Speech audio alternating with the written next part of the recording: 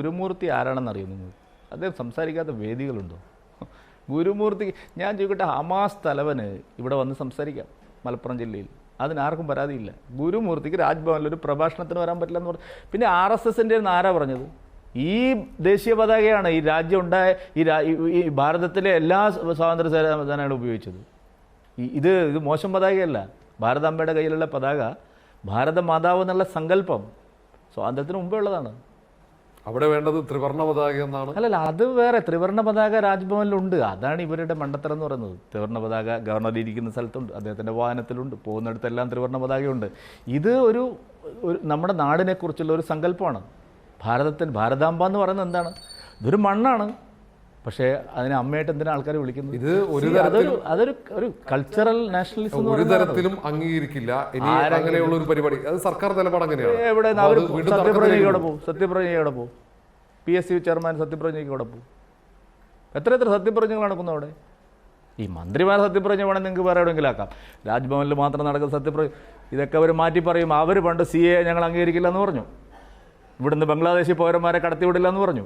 എല്ലാം കടത്തിവിടുന്നു. ആരിഫ് മുഹമ്മദ് ഖാന് ശേഷം ഞാൻ പറയും, ഇത് അവിടെ തന്നെ വന്ന് പിണറായി വിജയന്റെ സർക്കാർ കാലാവധി കഴിയുന്ന മുമ്പ് തന്നെ അവിടെ തന്നെ വന്നിട്ട് മന്ത്രിമാർ പങ്കെടുക്കും. ഇല്ലെങ്കിൽ തന്നെ ഇങ്ങനെ വിളിച്ചോ. ഇവിടെ വെള്ളാപ്പള്ളി നടേശൻ ഈ നിലമ്പൂരിന് തൊട്ടടുത്ത് വന്ന ഒരു കാര്യം പറഞ്ഞിരുന്നു. മലപ്പുറം ജില്ല ഒരു പ്രത്യേക രാജ്യം പോലെ പ്രവർത്തിക്കുകയും അവിടെ ഈഴവ സമുദായം വലിയ തോതിൽ വിവേചനം അനുഭവിക്കുകയും ചെയ്യുന്നു. പക്ഷേ BJP ഈ തെരഞ്ഞെടുപ്പിൽ പോലും അത്തരമൊരു പ്രചരണമൊന്നും അന്ന് ആ പറഞ്ഞ എന്താ കാരണം? പല വിഷയങ്ങളുണ്ട് ഇവിടെ. ഈ ഒരു ഇഴവരുടെ മാത്രം വിഷയമല്ല. മലപ്പുറം ജില്ലയിൽ വാക്സിനേഷനെതിരായിട്ട് ക്യാമ്പയിൻ നടക്കുന്നു. മതേതരത്വത്തിൻ്റെ ചാമ്പ്യനായിട്ടുള്ള മുസ്ലിം ലീഗ് എന്തെങ്കിലും മിണ്ടുന്നുണ്ടോ? CPM എന്തെങ്കിലും മിണ്ടുന്നുണ്ടോ? മലപ്പുറം ജില്ലയിൽ പ്രസവിക്കാൻ ആളുകൾ ആശുപത്രിയിൽ പോകുന്നില്ല. ആയിരക്കണക്കിന്, 1-2 അല്ല. എന്താ CPM ഉണ്ടാത്തത്? എന്താ ലീഗും ഉണ്ടാത്തത്? അല്ല, ഞാൻ പറഞ്ഞത് മലപ്പുറം ജില്ലയിൽ ഇതുപോലുള്ള അനാശാസ്യമായിട്ടുള്ള പല കാര്യങ്ങളും തീവ്ര ചിന്താഗതിക്കാർ നടത്തുന്നു. പ്രസിഡന്റ് ആയിരുന്നപ്പോൾ അത്തരം വിഷയങ്ങൾ ഏറ്റെടുത്തിരുന്നു. നിലവിൽ അത്തരം വിഷയങ്ങൾ നിലമ്പൂർ ഉപതെരഞ്ഞെടുപ്പിൽ പോലും പറയാതെ അത് ഇപ്പം വികസനം മാത്രമാണ് പറഞ്ഞുകൊണ്ടിരിക്കുന്നത്. അപ്പോൾ അത് രാഷ്ട്രീയ മാറ്റമാണ്. BJP ഓരോരോ കാലത്ത് വരുന്ന വിഷയങ്ങളാണല്ലോ ഉയർത്തിപ്പിടിക്കുന്നത്.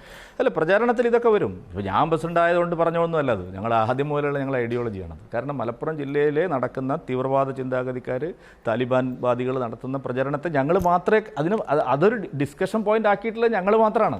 പക്ഷേ ഞങ്ങളിത് പറയുമ്പോൾ നിങ്ങൾ മലപ്പുറത്തെ ആക്ഷേപിക്കുന്നു എന്ന് അവർ പറയുകയാണ്. മലപ്പുറത്തെ ആക്ഷേപിക്കുന്നില്ല. എന്താ പ്രസവിക്കാൻ ആശുപത്രി പോകാത്തത്? എന്താ വാക്സിനേഷൻ എടുക്കാത്തത്? ഉച്ചക്കഞ്ഞി എന്താ മുടക്കുന്നത്? ഇതേ ചോദിച്ചിട്ടുള്ളൂ ഞങ്ങൾ.